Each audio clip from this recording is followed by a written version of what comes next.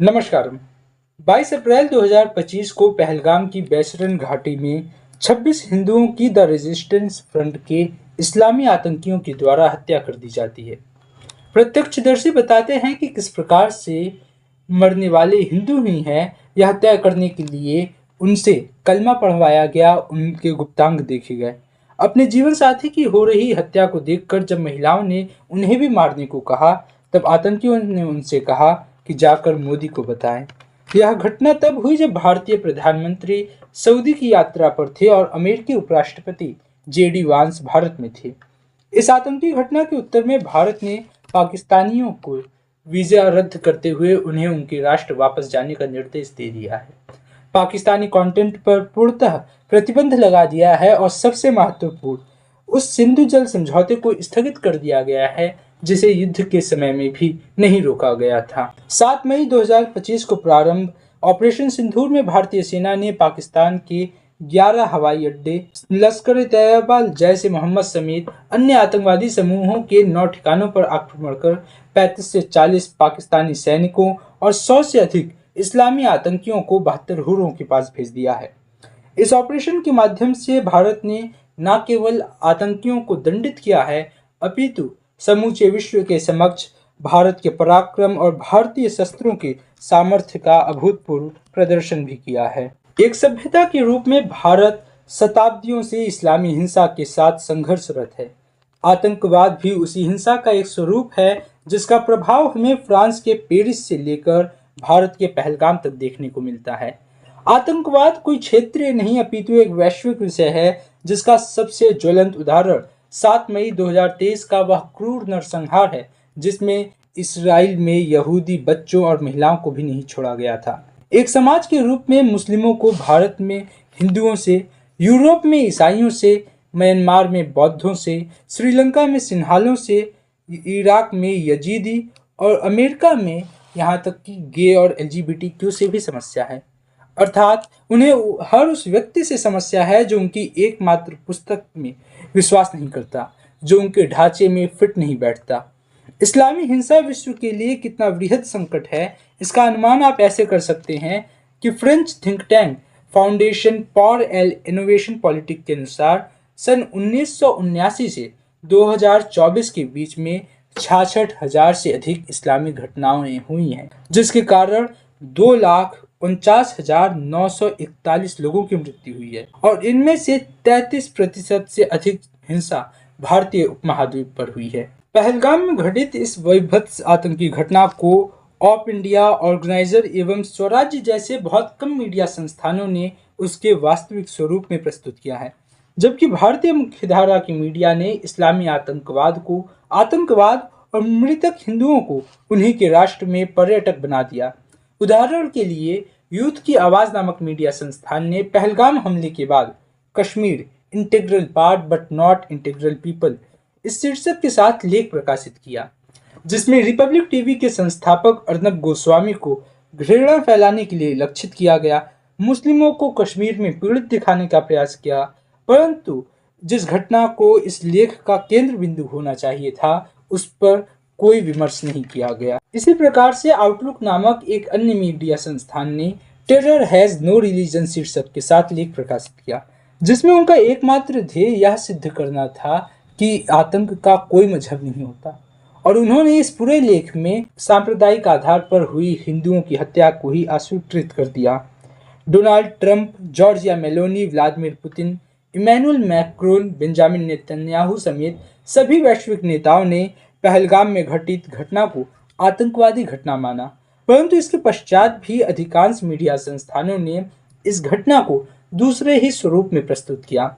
BBC, CBC, France 24, Al Jazeera, the Guardian, Deutsche Welle, the New York Times, the Washington Post समेत अधिकांश media संस्थानों ने कश्मीर, जो कि भारत का एक अभिन्न अंग है, उसे भारत शासित कश्मीर कहकर संबोधित किया। इस्लामी आतंकवादियों को बंदूकधारी और मृतक हिंदुओं को पर्यटक बना दिया। लेखों को पढ़ने पर ऐसा प्रतीत होता है कि उनकी सहानुभूति पीड़ितों की अपेक्षा जिहादी तत्वों के लिए अधिक है। इस पूरे घटनाक्रम में इस्लाम की कट्टर मानसिकता और कश्मीर के योजनाबद्ध इस्लामीकरण पर कोई गंभीर विमर्श नहीं हुआ। 5वीं शताब्दी में चीन के प्रसिद्ध रणनीतिकार sun tzu ने अपनी अमर कृति युद्ध की कला में लिखा था कि यदि तुम शत्रु को जानते हो और स्वयं को भी भली भांति पहचानते हो तो 100 युद्धों का परिणाम भी तुम्हें भयभीत नहीं कर सकता। यदि तुम केवल स्वयं को जानते हो परंतु शत्रु से अनभिज्ञ हो तो प्रत्येक विजय के साथ पराजय भी अवश्य झेलनी पड़ेगी। और यदि तुम ना ही अपने को जानते हो और ना तो शत्रु को, तो प्रत्येक युद्ध में तुम्हारी पराजय निश्चित है। इस्लामी आतंकवाद से निपटने में समस्या का मूल कारण लोगों की इस्लाम के प्रति पूर्ण अज्ञानता और राजनैतिक अथवा अन्य स्वार्थ पूर्ति के लिए उदारता और धर्मनिरपेक्षता के आवरण में सत्य को अस्वीकृत करना है। आज के इस युग में जब सभी क्षेत्रों में व्यक्ति की स्वतंत्रता पर सर्वाधिक जोर दिया जाता है, वही स्वतंत्रता इस्लाम के समक्ष आने पर समाप्त हो जाती है।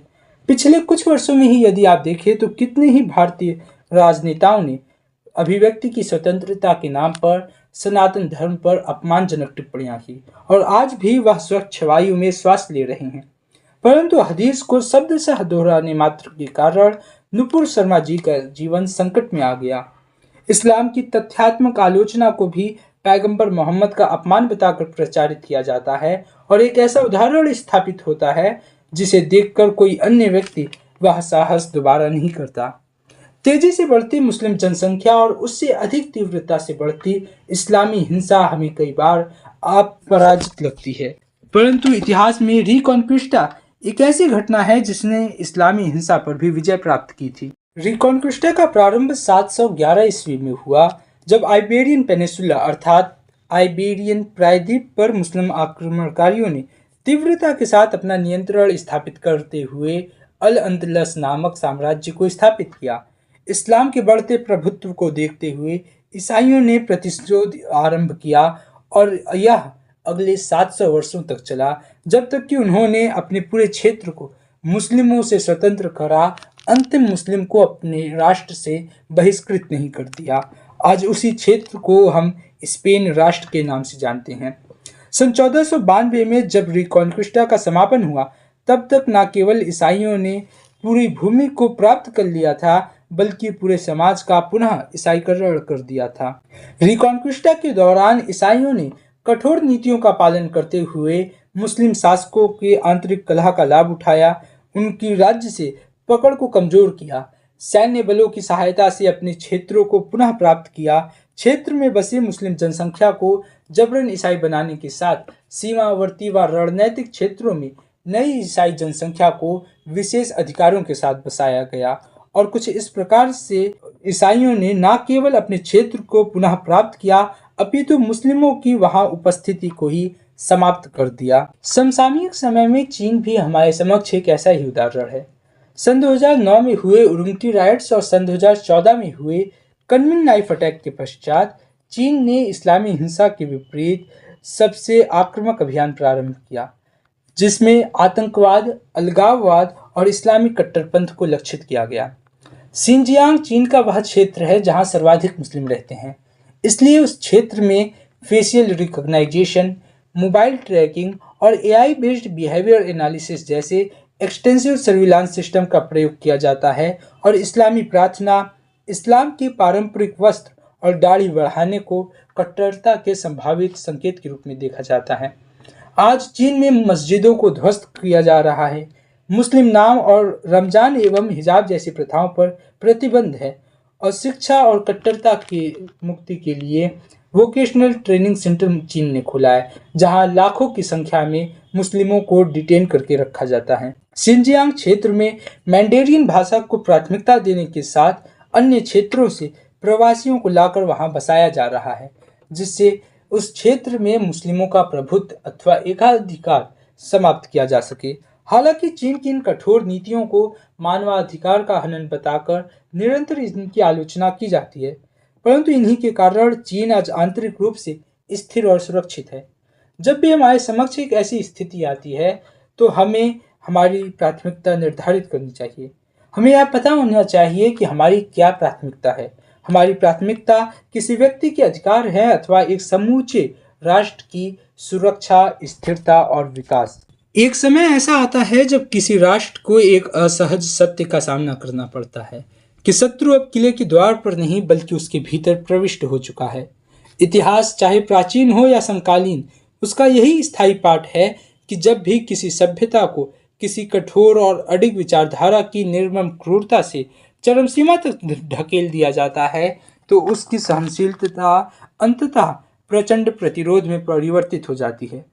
जब शांतिप्रिय समाजों से उनकी गरिमा, पहचान और स्वतंत्रता छीनने का प्रयास होता है, तब वे उस कट्टरता के समकक्ष या उससे भी अधिक तीव्र बल के साथ प्रतिक्रिया देते हैं जो उन्हें नष्ट करने का प्रयास करते हैं।